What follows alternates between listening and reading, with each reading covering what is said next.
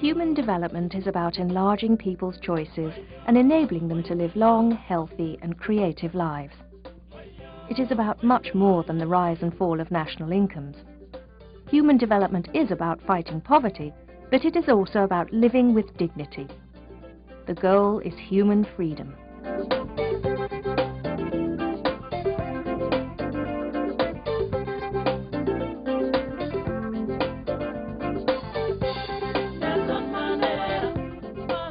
Human development approach is an approach where we concentrate on human lives, its richness, the well-being, the freedoms, and how they are developing, how they are changing, and how they can be further enhanced.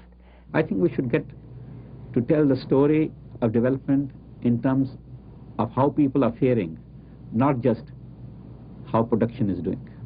Some economists, particularly Mahbub al-Haq, the great leader of this, feeling unhappy, many of us felt for that for many years, that all the economic measures like GNP, etc., concentrated on something rather alienated from human life, commodities, goods, not people and their lives and their freedom. The Human Development Report was first launched in 1990 with the single goal of putting people back at the centre of the development process rather than markets. It is an independent report commissioned by the United Nations Development Programme. The report is translated into at least 13 languages and launched in more than 100 countries annually. Regional and national human development reports are published in several regions and in more than 134 nations. Well, I think the quality of human life is reflected in the human development reports. I wouldn't say they are measured as such. Measurement is only a part of the story. The main thing is rich description. And even though poverty is often the lack of freedom to buy enough food, to have enough medicine, to have the opportunity of going to school, it also can take the form of not having the cultural freedom to pursue your lifestyle.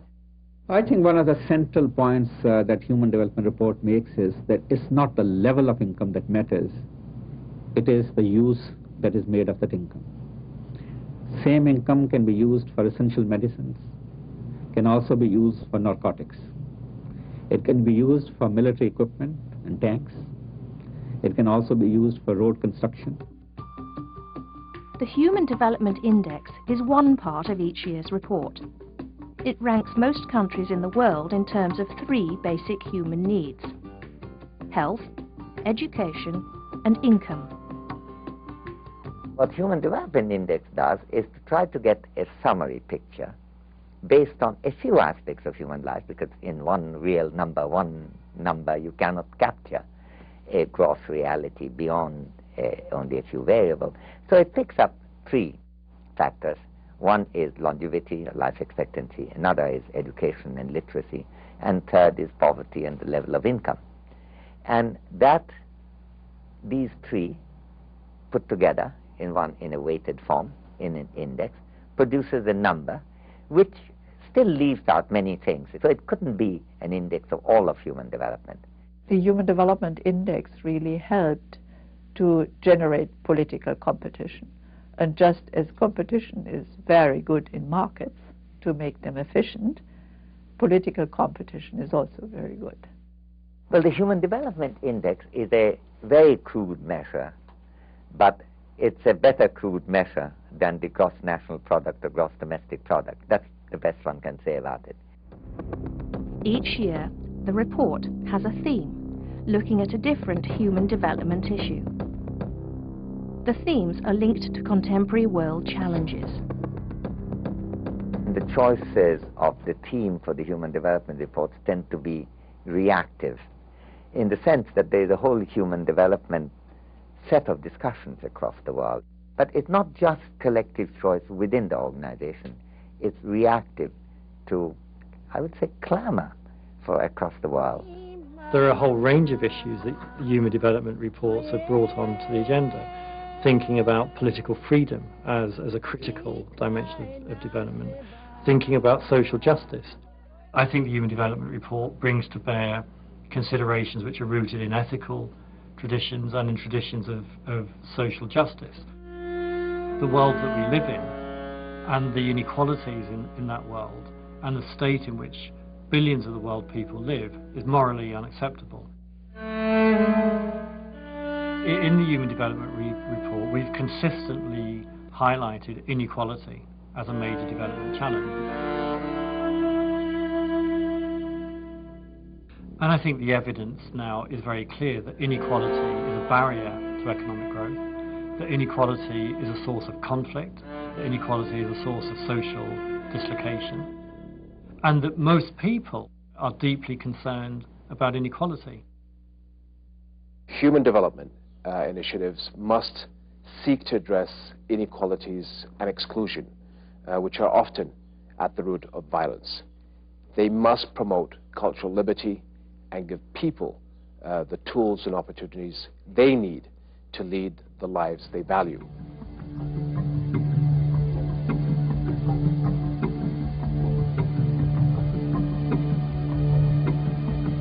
Every year, the reports analyse the prospects for human development in light of current global trends.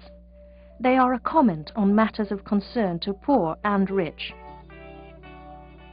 One of the big development challenges of our day is globalization. The most positive aspects of globalization is that it's adding to efficiency and dynamism in the world economy today.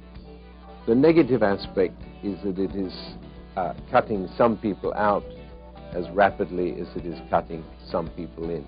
The big challenge for development will be working out that kind of political dynamic within rich countries to create, to promote technology, trade, investment policies that will be helpful for poor countries. Trade is a human development issue because it's one of the threads that links rich countries to poor countries. It's far better to enable the poor to have access to market opportunities rather than to keep them on charity. In the year 2000, leaders of nearly every country in the world pledged to eradicate extreme poverty by the year 2015. Since then, every Human Development Report tracks progress on 8 Millennium Development Goals, which embody that pledge. We see inequality both at a global level and at a national level as one of the fundamental barriers to accelerating progress towards the Millennium Development Goals. It is within our collective means and resources to eradicate extreme poverty in the world by the second decade of the 21st century. This is a modest goal from a humanitarian point of view, but without sufficient political will, it will still not be an easy goal to attain. We have to strengthen the developmental role of the United Nations. We still are fighting the battles of tomorrow with the weapons of yesterday. Political leaders in rich countries also need to acknowledge that the long-term security of their citizens and the long-term security of the global community depends on tackling the fundamental causes of conflict across the developing world.